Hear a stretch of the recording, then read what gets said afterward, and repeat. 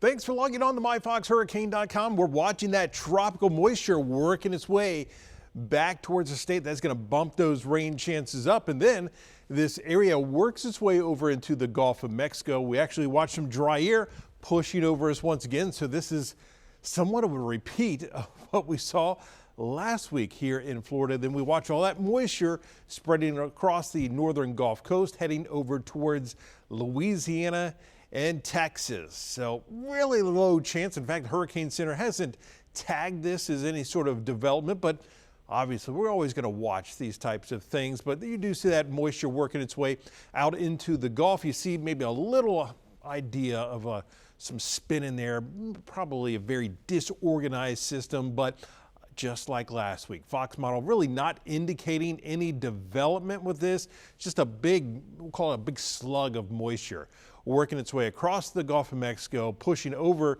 towards Louisiana, over into Texas, increasing their rain chances as we head towards the end of the week. Now, yesterday we are looking a bit further out into the Atlantic. We had that Invest 94. Well, that came and went.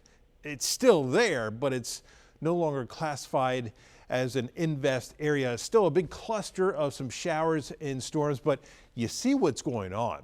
We've got all this dry air that is that Saharan dust really starting to interact with this. We've got the stronger wind shear, and conditions are just going to continue to deteriorate. So even though we've got this very disorganized cluster of storms, there's really no chance of anything developing with this. You look at that low-level spin, sure, there might be a little bit in there, but watch as we head through the rest of today, heading into tomorrow, as this works its way into the Caribbean, the dry air and the wind shear, yeah, it just goes right away. So that is not going to develop into anything. So essentially what we're talking about is we're going into another quiet period here, not expecting any formation over the next 7 days. Of course, we'll keep you updated right here on myfoxhurricane.com.